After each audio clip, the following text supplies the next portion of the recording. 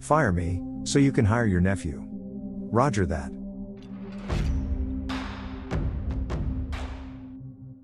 You found the best place for your vengeful needs. In this episode, a maintenance guy gets thrown out, but makes sure to throw out his 15 years of important knowledge too. Followed by a company that promises a bonus, but in the end, thinks it's best to keep it for themselves. Lastly, a new manager tries to get rid of all the employees, to hire friends and family. But when she brings in her incompetent nephew, the entire business was brought to a screeching halt. Before we start, offer the like button some corporate wisdom, by telling it your business strategy to spend $20,000, to save $1,000. Naturally, viewer discretion is advised. These true business revenge stories might be disturbing to bad office managers. A while ago, I worked at a baseball store called Ball Mart, or a general goods store that sounded like that, not so long after the Great Recession of 2008, and management was trying to cut costs because of falling profit. One of the first things management did was fire 2 of the 3 full-time maintenance guys. The one guy they kept, I'll call him MG for maintenance guy, was amazing at his job. Everything in the store ran well, because of him and his willingness to go beyond what was required to help people. A genuinely nice guy. For 6 months, management tried to push more of the maintenance staff work just on him, and it failed miserably. MG could not do everything, so management asked him to work overtime increasingly. They asked him to coordinate some part-timers that were supposed to do the cleaning and carts, but he spent so much time coordinating, that he had no time for maintenance. The night crew was also cut, so they couldn't pick up the slack. Then 2 things happened within the space of a week, that told management how important he was to the store running well. First, some cleaning machines broke down. Turns out they have to be properly cleaned weekly, and if left unattended they gum up real bad and parts wear out quickly. This would normally result in a several $1,000 repair bill. And it started to happen more frequent, because he was told to prioritize coordinating part-timers over tinkering with machines. Unfortunately, it's not just the costs that would go up. These machines needed repairs to keep them safe for workers. But management still wanted him to stop the tinkering. Then the deli machine incident happened. I came in the day after this. I was hearing things and I asked someone what happened. I was told that the machine malfunctioned, while deli lady was using it and she freaked out and refused to come in. She took a few days off to calm her nerves. Over the course of the next few days I heard multiple versions of the story, some involving the blade coming off, some not, and one that involved the blade getting lodged in the ceiling. I always stick to the most tense version, as she nearly quit her job because of this and what followed. Turns out, that the bolt that held it in place was loose, and MG had tightened it weekly for her previously. When he didn't have time to do that anymore, he told management it had to be replaced for safety. Well, management didn't do that because it cost money. But they told people it was fixed. This could have resulted in a lawsuit or even criminal charges, but in this case, they were lucky, and so was the deli lady. Chances are some manager kept getting good annual reviews for keeping capital spending down, not realizing that he was just postponing the inevitable. And this situation offered management an opportunity. So management sat down with MG and asked him why things were going wrong. Looking at him to take responsibility. MG told them point blank, he needed enough time for maintenance, and someone else had to coordinate the part-time cleaners and check up on them, as they were rather lazy on the job. Management called BS, they said maintenance should be easy and done quickly. MG got mad, because that insulted his professionalism and he pulled out his notebook from his back pocket. It turns out that over his 15 years he had filled a notepad with charts, schedules, and diagrams of how to do his job and keep things running. There were over 100 things he kept tabs on, checked weekly or monthly. There were a lot of machines he kept in running order, some had certain things that were half broken and had to be wiggled in a certain way, for it to be functioning, etc. To be honest, a lot of these things were minor or major safety hazards, but over the years management was fine with not replacing multi-$1,000 machines, if MG knew how to keep them working. This was after the recession, so they relied on MG's temporary fixes more and more. As well, he admitted he did things that he shouldn't have done, like calibrating machines for departments that should have done it themselves or contracted it out, etc. But he was a nice guy, and he genuinely liked helping the business and people. He told me that he spent about 90 minutes explaining management about what he did, and he suspected that until then, nobody had ever known how much he actually did to keep it all running. Well, He may have said a few swear words and derogatory things while telling management why he needed time to do stuff. It wasn't his best moment in the sun, but he was pissed. At the end, he put his notebook back in his pocket and offered to take a week off to write up everything he knew, so that management would have written proof of why his job mattered. In case a higher-up asked why they increased maintenance costs, when corporate was demanding they cut costs. The multiple managers in the room looked at each other, and asked him to leave so they could talk in private. He told me, several years later, when I ran into him somewhere and had lunch with him, that he had a premonition as he walked out of the room. This feeling that something bad was happening, and they were more against him than on his side. So he decided to go to the back room, and simply tossed his notebook in the garbage compactor. For good measure, he then went around the store and emptied all the garbage cans, then tossed those bags on top, so his notebook was properly buried. He was fine with it, all that information was in his head anyway. He went back and waited on management to call him back in. A few minutes later they did, as they decided what to do. They told him that they could not allow him to keep working there, because of the level of insubordination he had showed. They said as soon as he surrendered his badge, box cutter, and notebook he would be escorted out of the building by security. They basically treated him like a criminal, as most fired people aren't escorted out, unless they were suspected of committing a crime that could not be proved. He handed over his badge and box cutter, then they asked for the notebook, as they would need the priceless information that he collected over the years on the system. He became confused, as he didn't have it on him. He told them honestly, that he threw it in the compactor. Their eyes went wide. And they asked why he threw it out. He said he thought he was going to write everything up nicely on the computer from memory, so he thought he was done with the notebook. At this point management starts looking at each other worried, because they had intended to take his book, fire him, and have a less subordinate part-timer, who doesn't get expensive benefits like a full-timer, do his job. Now they couldn't. Little side note, I don't know what exactly was in the book, but I can speculate. Yes, it was probably a lot of scribbles that could not be easily deciphered. The one major thing management probably really wanted, was the list of what machines needed when there were troubles. If you work with production and machines, you know it's expensive when machines stop running. So back to the managers. One of the managers suggested that he would be allowed to write up the info before being escorted out, the others agreed. He was given the chance to be unfired, just long enough to give them the info. How kind of them. He laughed and walked out, head held high, and management followed him to his car to make sure he left. I don't have exact numbers, but my guesstimate is that the store had to spend at least $20,000 or $30,000 to replace stuff that MG had kept working beyond the equipment's lifespan, and the new guy they hired had a hell of a time figuring out how things worked. To be honest, in a few cases MG had gone too far, like creating fire hazards by taping broken chargers together after rewiring them, instead of tossing them, but management had never complained when he saved them money. There was also a lot of things that should have been done by the health and safety team or departments, but they also never complained about having less work. I asked him if throwing out that notebook was illegal, but he said it was personal property to help him remember things, it was not a work-provided notebook. He was proud of what he did, his pride clearly showed in how he told the story. He said that nobody is allowed to question his professional judgment by implying he is lazy. I agree. The couple weeks or so after he left were a shitshow because people were afraid to use stuff because of crazy stories circulating about Deli Lady, see above, but within 2 months things were humming along fine.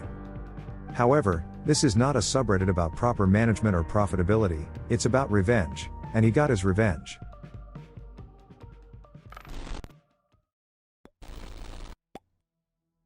I was working for a financial firm, 1,800 employees, with a sales force of 200. I was one of the salesmen. We had our annual meeting in April. It was a big happening.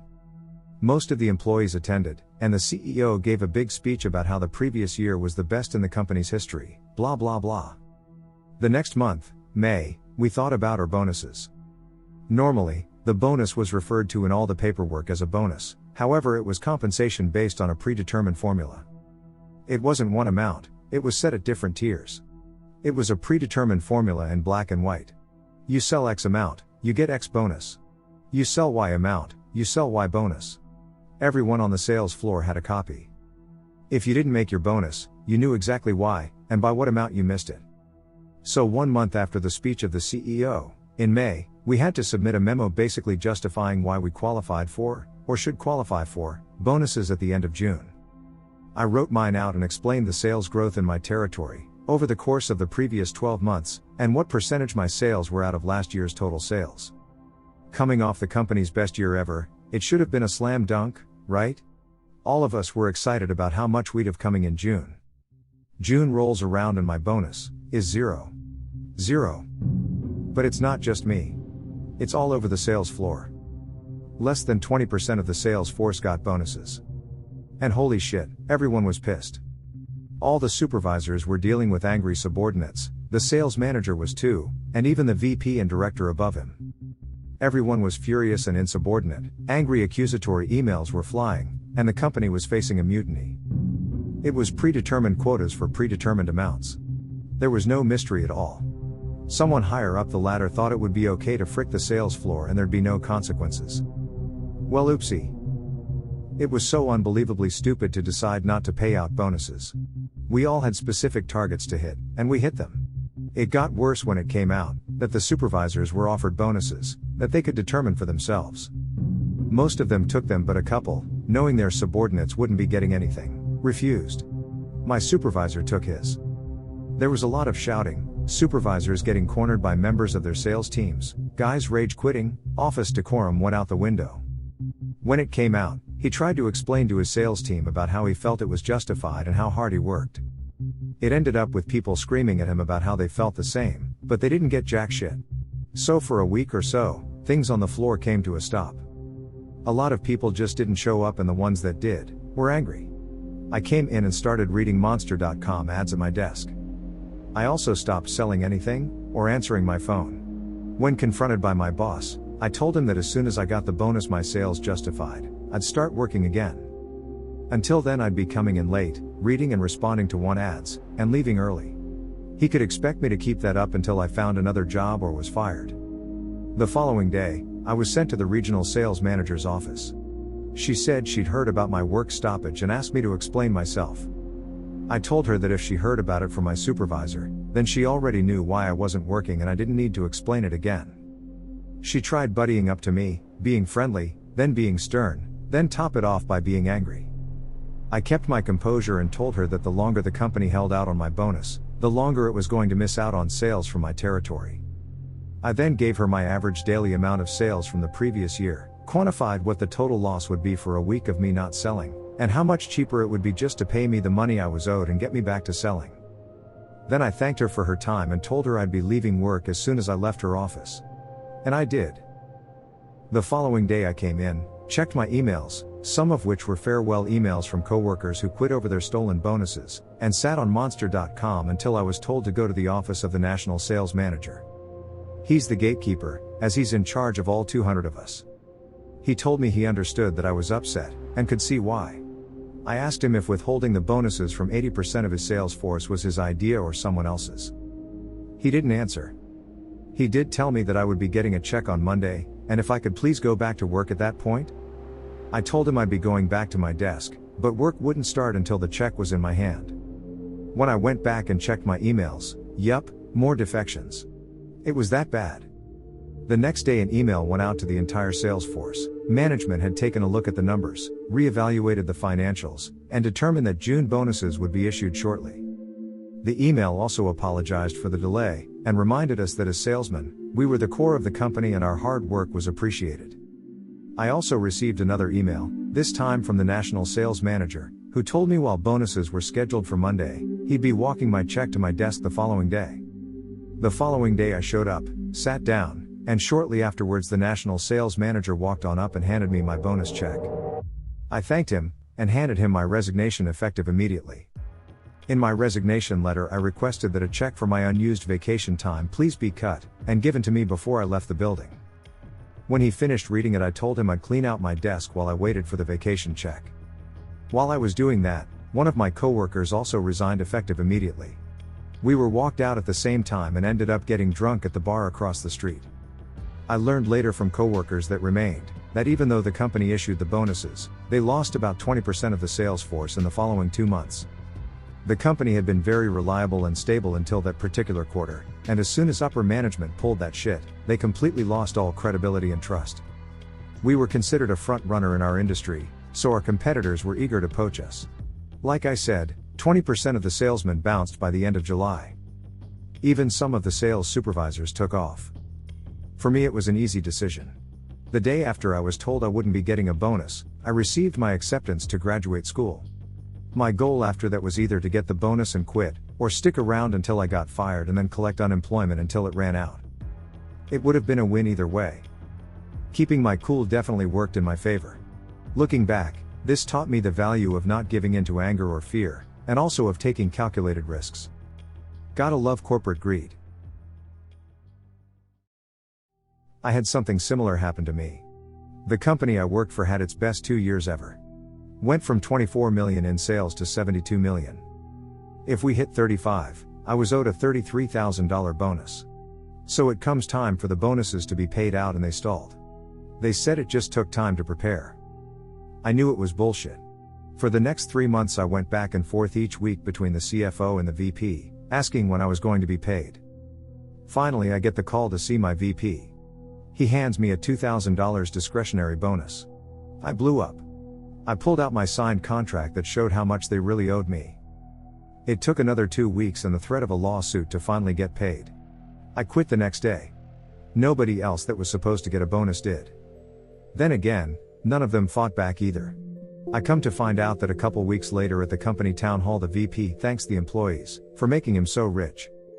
In the next coming months the CFO bought a ranch in Montana. The president bought a Ferrari. The VP bought a 4 rupees Audi, and the majority partner bought a huge home in Kelowna.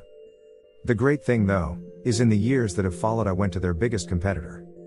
In those years I've managed to take away many of their best clients, to the tune of over $50 million and lost business for them. Frick you Scott.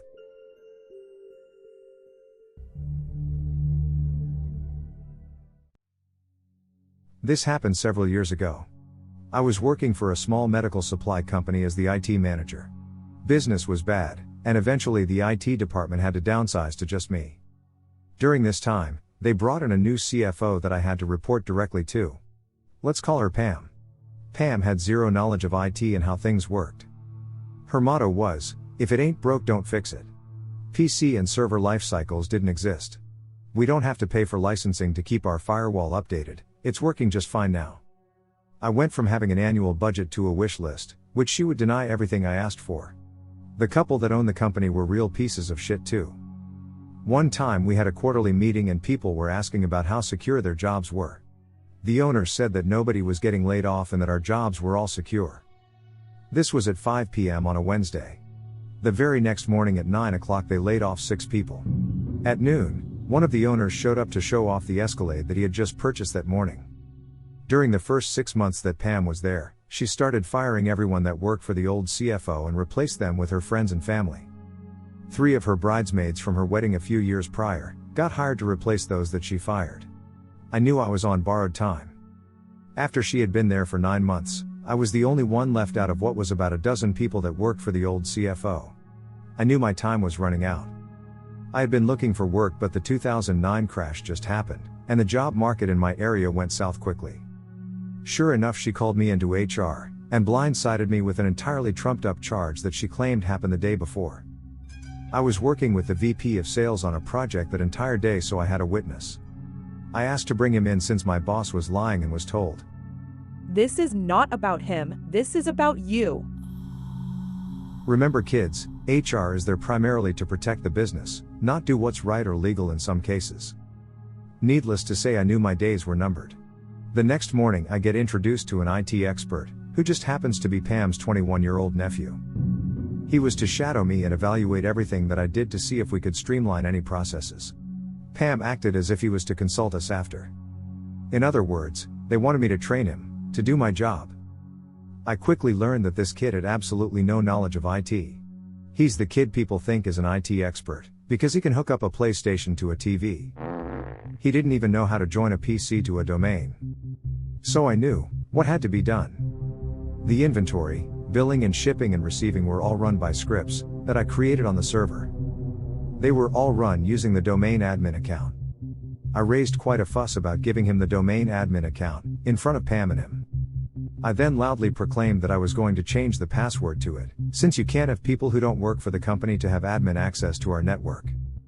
I was overruled and was told to give it to him. I complied, but I also showed him multiple times how to change passwords on the domain. I even had him write it down to make sure that he could do it. I really stressed the importance of changing the admin password and deleting his local account, the second he is no longer consulting us on the IT processes. I showed him a few things that day, but nothing in regards to what really made the company run. There wasn't enough time in a year to bring this kid up to speed on how to run that place, due to his complete ignorance of IT. I come into work the next day and sure enough, I was let go, because her nephew had found my skills lacking in many areas. I collect my last paycheck and head home. The next morning I get a call from the CFO and owners. Apparently her nephew wasn't quite up to speed on everything we did there, and she was graciously offering to pay me my regular salary to come in as a consultant and get her nephew up to speed on the IT infrastructure. I told her that I was now an independent contractor and if she wanted my services, I was going to charge her $200 per hour with a 250-hour minimum. At that point she told me that she was going to call the police and have me arrested for what I did if I didn't come in and fix everything. My response was just so we're clear, you fired me, replaced me with a completely unqualified idiot and now you're threatening to call the cops on me if I don't come in and fix what he did? I'll hold, please call the police and let me know what they said. She started cursing at me and hung up the phone. Turns out, her nephew did actually learn something from me. He changed the admin password after I had left. The one that ran all the scripts for inventory, billing, shipping and ordering. According to some of my coworkers, the place was dead in the water for several days until they could get a real consultant in, to go through the documentation that I had created and fix the issue. The nephew was immediately fired and Pam was gone within a month.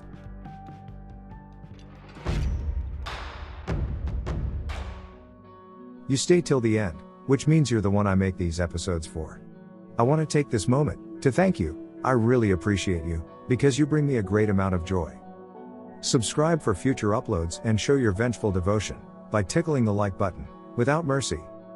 Do you have any experiences surrounding the topic of this episode? Share yours below, I'll join the conversation. And I'll be seeing you in the next one.